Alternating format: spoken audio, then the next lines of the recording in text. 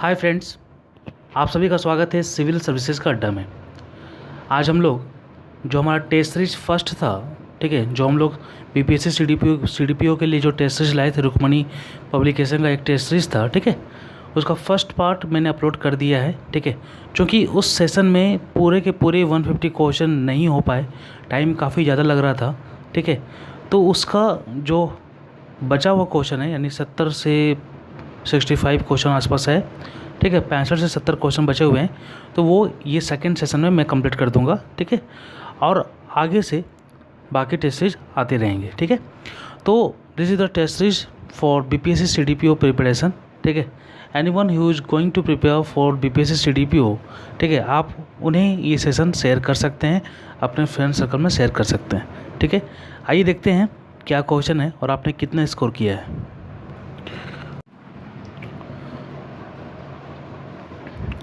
अभी तक हम लोग 87 क्वेश्चन कंप्लीट कर चुके थे, ठीक है। आगे जो क्वेश्चन है वो 88 है, ठीक है। तो आइए देखते हैं क्या है। फर्स्ट 88 क्वेश्चन है, ब्रिटिश सरकार द्वारा बंगाल विभाजन किस वर्ष रद्द कर दिया गया था? तो ये जो है 1911 में रद्द कर दिया गया था, ऑप्शन नंबर डी हो जाएगा।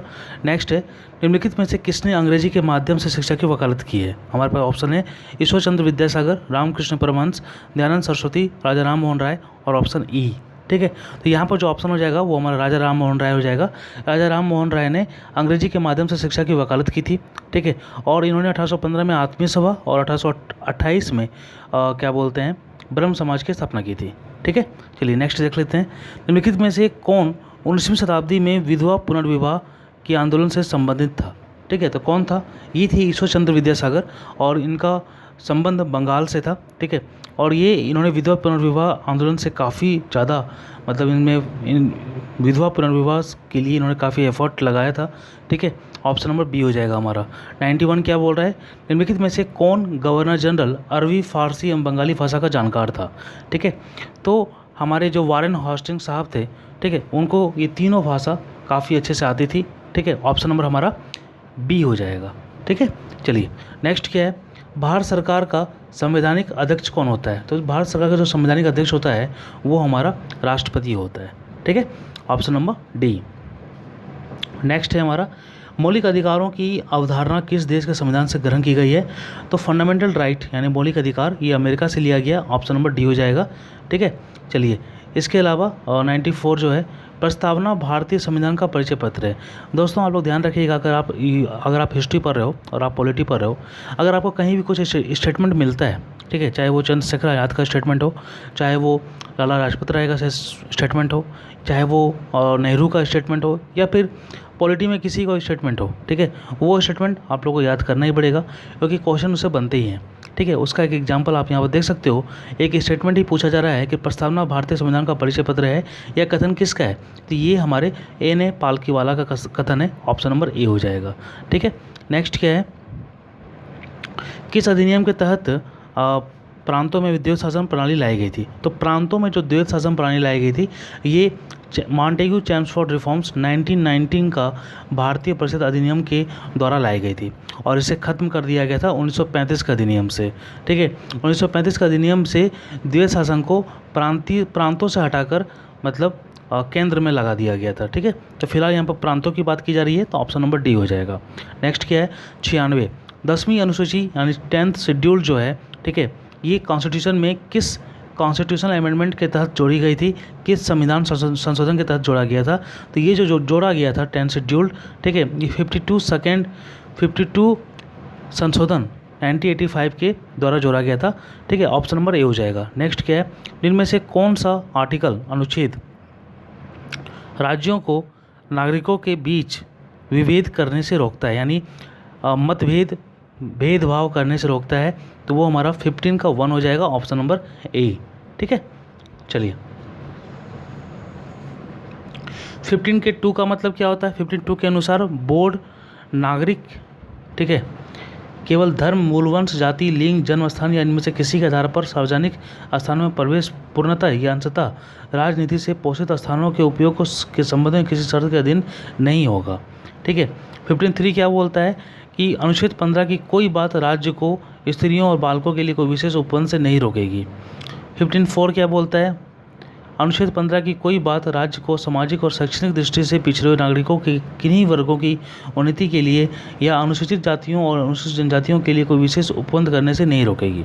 ठीक है, तो चारों का चारों आप लोग को बता दिया है। ठीक है, फिलहाल यहाँ पर जो बात की जा रही है वो विभेद की बात की जा रही है, जिसका 15 का 1 हो जाएगा। नेक्स्ट क्या, सोडा वाटर नामक पेय पदार्थ किस पदार्थ को मिलाकर बनाया जाता है? तो ये कार्बन डाइऑक्साइड हो जाएगा, ऑप्शन नंबर ए। नेक्स्ट, गलत युग्म पहचानिए। मूंगफली में जो टिक्का रोग होता है वो फफूंद के कारण होता है, सही बात है। मटर में मार्स रोग जो होता है वो मैंगनीज के कारण होता है, सही बात है। ठीक है, गन्ना में रेड डॉट जो होता है ये फफूंद के कारण होता है, सही बात है। ठीक है, डी क्या बोल रहा है, नींबू में लिटिल लीफ। ठीक है, नींबू में लिटिल लीफ जो होता है ये जीवाणु के कारण होता है, यानी बैक्टीरिया की कमी कारण होता है। ठीक है, यहाँ पर जस्ते की कमी कारण नहीं होगा, ऑप्शन नंबर डी होगा। इसके अलावा यहाँ पर एक क्वेश्चन से आप ये भी जान सकते हो कि कौन सा रोग किस पौधे में होता है। टिक्का रोग किस में होगा? मूंगफली में होगा। मार्स रोग किस में होगा? मटर में होगा।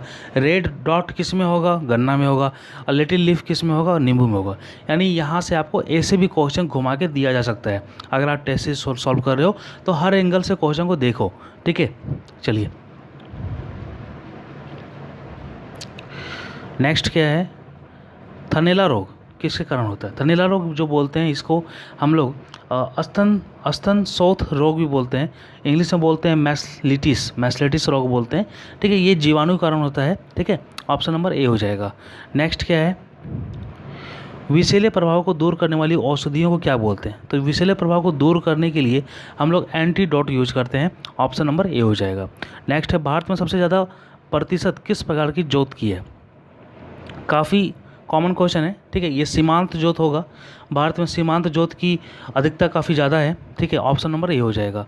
नेक्स्ट है, भारतीय अर्थव्यवस्था में किस क्षेत्र का जीडीपी यानी सकल घरेलू उत्पाद में सर्वाधिक योगदान है? तो ये हमारा सेवा क्षेत्र होगा, यानी सर्विस सेक्टर, ऑप्शन नंबर सी।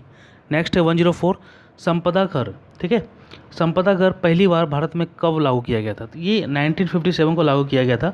संपदा कर वह प्रत्यक्ष राशि होती है जो किसी संपत्ति के स्वामी द्वारा इस संपत्ति के मूल्य के अनुसार अदा किया जाता है। ठीक है, चलिए ऑप्शन नंबर हमारा बी हो जाएगा। नेक्स्ट क्या, वर्ल्ड डेवलपमेंट रिपोर्ट कौन प्रकाशित करता है? तो वर्ल्ड डेवलपमेंट रिपोर्ट जो है ये विश्व बैंक प्रकाशित करता है। ठीक है, और विश्व बैंक का स्थापना 1945 में किया गया था। ये बात आप लोगों को जानकारी होनी चाहिए। और वाशिंगटन डीसी इसका मुख्यालय है। इसके अलावा वाशिंगटन डीसी अगर यहाँ पर आ गया है तो ये जानकारी आप लोगों को होनी चाहिए कि हाल ही में यूएसए का 51 स्टेट के रूप में वाशिंगटन डीसी को बनाया गया है। ठीक है, चलिए आईएमएफ की बात करेंगे तो अंतर्राष्ट्रीय मुद्रा कोष की स्थापना भी 1945 में ही की गई है, लेकिन ये 27 दिसंबर को था। और हमारा हाँ, इसका भी 27 दिसंबर है और विश्व बैंक का भी 27 दिसंबर ही है। ठीक है, चलिए नेक्स्ट क्या है, नेक्स्ट है हमारा जो खर्चा कर दिया गया है और वसूल ना हो सके उसे क्या कहते हैं? तो उसे हम लोग निमग्न लागत कहते हैं। ठीक है, ऑप्शन नंबर सी हो जाएगा। नेक्स्ट है वरिष्ठ अर्थशास्त्र और समाशिष्ट अर्थशास्त्र शब्दों का निर्माण किसने किया था? ठीक है, तो ये इन शब्दों का निर्माण रैगनर फ्रिश ने किया था। ठीक है, चलिए ऑप्शन नंबर ए हो जाएगा। नेक्स्ट क्या बोल रहा है, जलीय पारिस्थितिक तंत्र यानी वाटर इकोसिस्टम जो है, ठीक है, इसमें फूड चेन यानी खाद्य श्रृंखला का सही क्रोनोलॉजिकल सही ऑर्डर क्या होगा? ठीक है, सही क्रम कौन सा होगा? तो देखिए पादप पलवक जो होता है उसको जंतु पलवक खाएगा, और जंतु पलवक को छोटी मछली खाएगी और छोटी मछली को बड़ी मछली खाएगी। ऑप्शन नंबर डी हो जाएगा। नेक्स्ट क्या है 109, भारत में सर्वाधिक किस प्रकार के वन पाए जाते हैं? ठीक है, तो भारत में जो है उष्ण कटिबंधीय आर्द्र पर्णपाती वन काफ़ी ज़्यादा पाए जाते हैं। ठीक है, और ये जो वन होते हैं ये 100 से 200 सेंटीमीटर वर्षा वाले क्षेत्र में पाए जाते हैं। ठीक है, अगर हम लोग बात करें तो ये कहाँ कहाँ मिलेगा, तो झारखंड में मिलेगा, पश्चिमी उड़ीसा में मिलेगा, छत्तीसगढ़ में मिलेगा, पश्चिमी घाट के पूर्वी ढालों में पाया जाता है।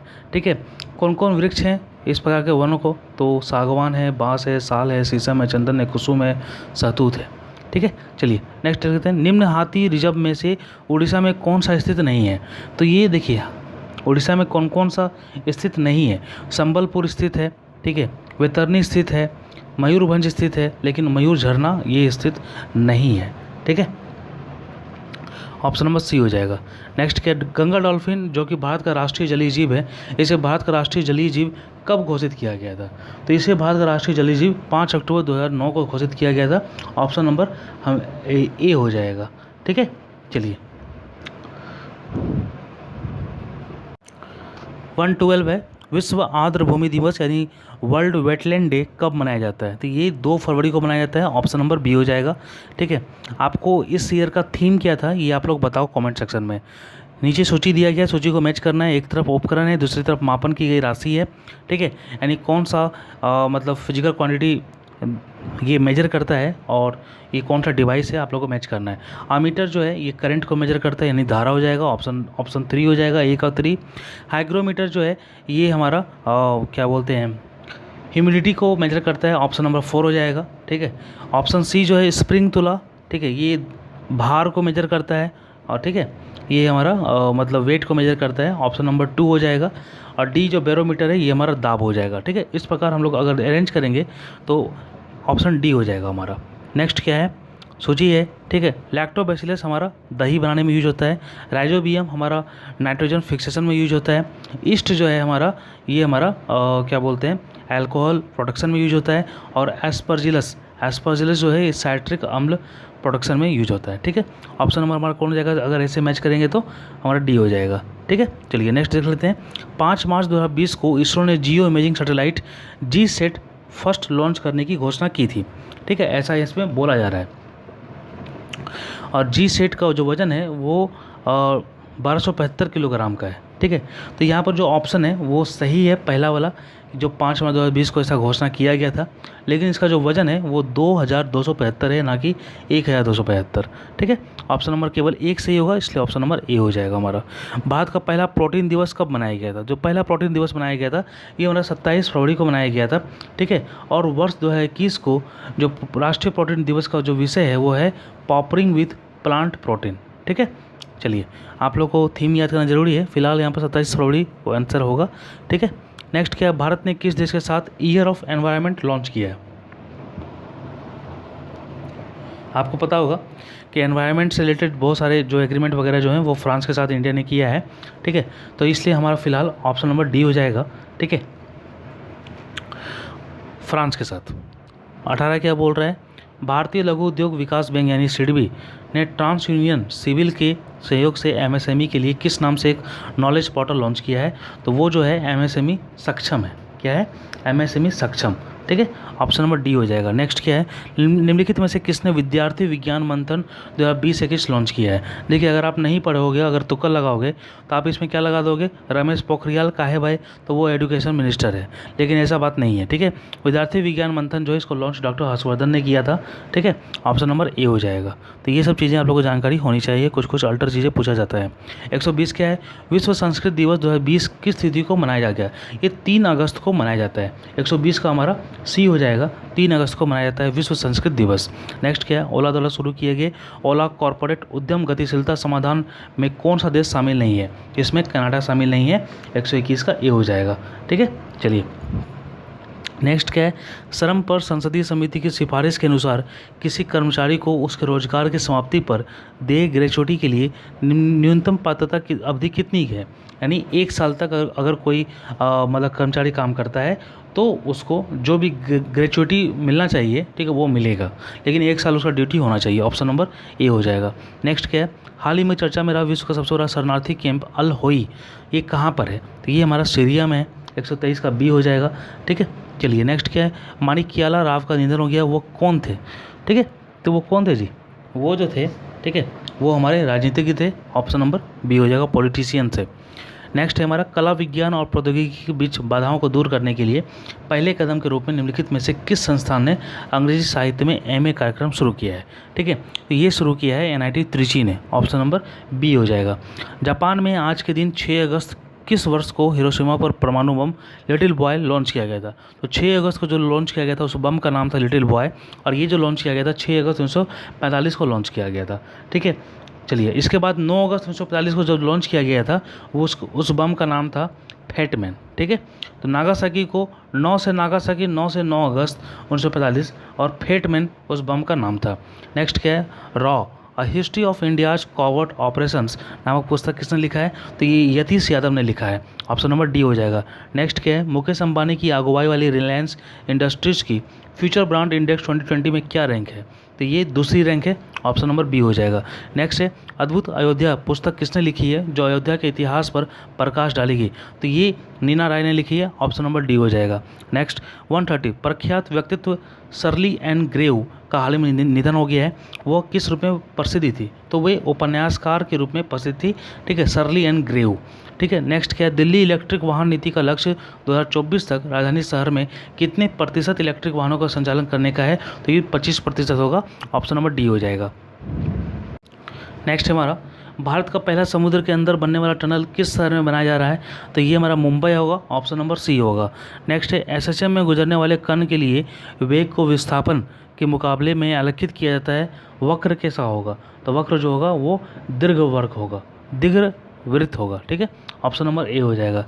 नेक्स्ट क्या है? नीले, लाल, काले व सफ़ेद रंग के समान ताप वाले 4 तारों को ठंडा होने दिया जाता है। किसकी शीतलन दर सबसे अधिक होनी? कौन सबसे ज़्यादा ठंड जल्दी से जल्दी हो जाएगा? ठीक है, तो भैया वो वाइट होगा ना, क्योंकि वाइट जो है कम हीट को एब्जॉर्व करता है as compare to the black और as compare to the other colour. ठीक है, तो हमारा यहाँ पर सफ़ेद हो जाएगा। ठीक है, नेक्स्ट क्या बोल रहा है? जलवायु परिवर्तन सूचकांक 2020 में भारत का स्थान कितना है? तो इसमें भारत का जो स्थान है वो हमारा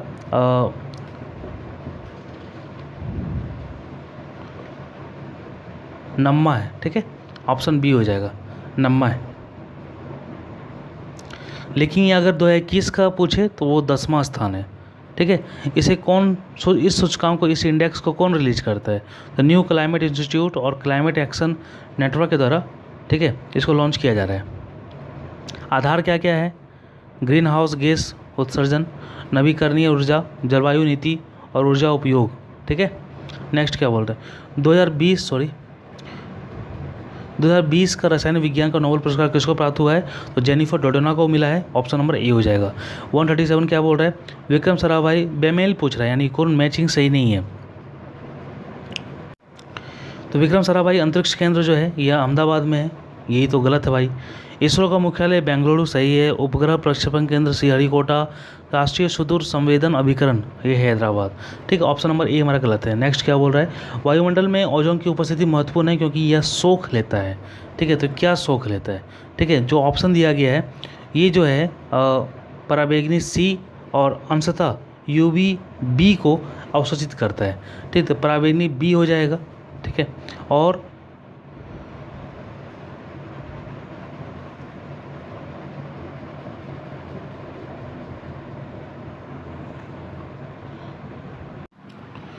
तो जो ओजोन होता है ये केवल पराबैंगनी सी को मतलब सोख लेता है। ठीक है, और अल्ट्रावायलेट बी को अवशोषित करता है। ठीक है,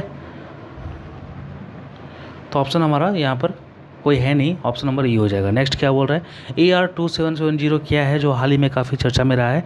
तो ये जो है शोर धब्बा है। क्या है? शोर धब्बा। ऑप्शन नंबर ए हो जाएगा। 140 क्या बोल रहा है? सूक्ष्म जीवों के उपयोग द्वारा थल और समुद्र के उन क्षेत्रों का जो पीड़कनाशक तेल और विलायकों द्वारा प्रदूषित हो गए हैं, उपचार करने की प्रक्रिया क्या कहलाती है? तो उपचार करने की जो प्रक्रिया होती है उसे हम लोग बायो रेमेडिएशन बोलते हैं। ऑप्शन नंबर डी हो जाएगा, जैव उपचार। नेक्स्ट क्या बोल रहा है? कौन सा कथन सही नहीं है? अजमल खां आशावादी नेता थे, सही बात है। भारतीय राष्ट्रीय कांग्रेस की स्थापना का विरोध सर सैयद अहमद खां के द्वारा किया गया था, सही बात है। 1909 में मुस्लिम लीग ने अलग निर्वाचन समूह बनाए जाने का विरोध किया था। भाई विरोध क्यों करेगा? ये तो चाहता था कि अलग निर्वाचन समूह बन जाए मुस्लिम के लिए। ऑप्शन सी हमारा यहाँ पर रॉन्ग है। ऑप्शन डी देख लेते हैं। मौलाना बरकतुल्लाह काबुल में अंतकालीन सरकार का गठन करने वाले शामिल थे। ठीक है, तो शामिल था तो सही है, लेकिन गठन जो किया था वो कोई दूसरा राजा किया था, उसको आप कमेंट सेक्शन में मेंशन करो, लेकिन ये शामिल तो थे ही। ठीक है, तो ऑप्शन नंबर 41 का हमारा सी गलत है। ठीक है, गलत का खोजने के लिए बोल रहा था, तो आंसर हमारा सी हो जाएगा। नेक्स्ट क्या है? एक मिनट। नेक्स्ट बोल रहा है निम्न में से कौन सा ईस्ट इंडिया कंपनी के भारतीय सिपाहियों को विद्रोही बनाने का कारण नहीं था? ठीक है, तो फर्स्ट ऑप्शन क्या बोल रहा है? ईसाई धर्म फैलाने के लिए कंपनी के अधिकारियों का प्रयास, ये तो था। जहाज़ पर यात्रा करने के लिए सिपाहियों का आदेश, सही था। भत्ते की रोकथाम, ये भी था। अधिकारियों की अक्षमता, ये नहीं था। ऑप्शन नंबर डी हो जाएगा, क्योंकि ये नहीं था।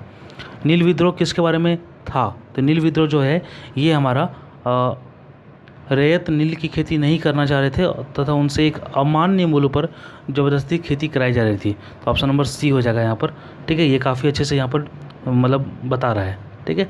144 क्या है, नमक सत्याग्रह के दौरान बिहार में लोगों ने नमक बनाने के साथ साथ किस कर के विरोध द्वारा सरकार का विरोध किया था? तो वो था हमारा चौकीदारी टैक्स। ऑप्शन नंबर ए हो जाएगा। बिहार किसान सभा से कौन जुड़ा था? ठीक है, तो बिहार किसान सभा से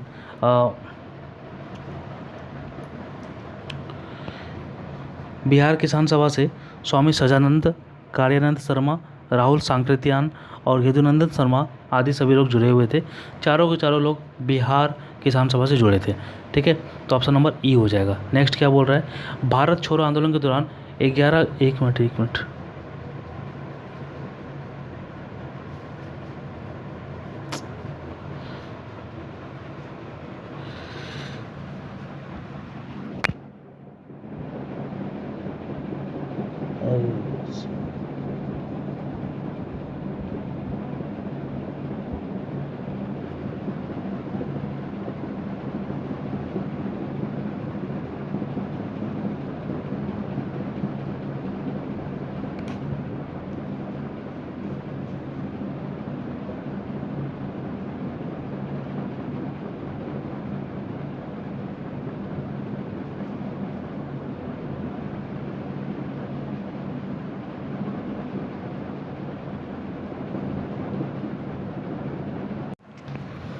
तो कुछ डिस्टर्ब हो गया था, सॉरी उसके लिए। 146 क्या बोल रहा है, भारत छोड़ो आंदोलन के दौरान 11 अगस्त 1942 को हुए शहीदों के नाम एवं उनके निवास स्थान का मिलान करें।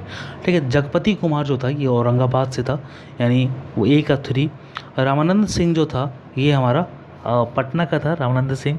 राजेंद्र सिंह जो था ये हमारा सारंग का था, ठीक है। और सतीश चंद्र झा जो थे ये भागलपुर के थे, ठीक है। ऑप्शन नंबर ए हो जाएगा हमारा। नेक्स्ट क्या बोल रहा है, स्वामी सदानंद सरस्वती ने एक पत्रिका का प्रकाशन किया था जिसका नाम क्या था? तो स्वामी सदानंद ने एक पत्रिका का प्रकाशन किया था जिसका नाम था हुंकार, ठीक है। ऑप्शन नंबर बी हो जाएगा। नेक्स्ट क्या बोल रहा है, पटना में 1913 में अनुशीलन समिति की एक शाखा की स्थापना किसने की थी? तो ये जो शाखा की स्थापना की थी ये सचिंद्र नाथ सान्याल ने किया था। ऑप्शन नंबर सी हो जाएगा, 1913 में। नेक्स्ट क्या बोल रहा है, बिहार से भारतीय संविधान सभा के सदस्य कौन थे?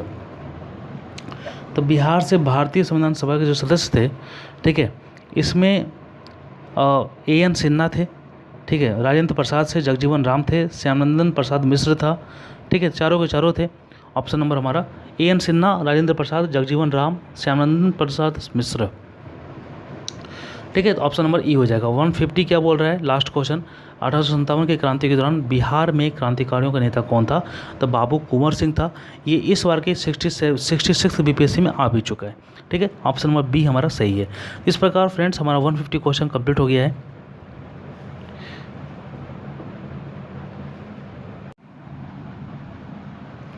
तो ये हमारा सेशन था, ठीक है। आई होप आप लोगों ने काफ़ी अच्छे से एंजॉय किया होगा, ठीक है।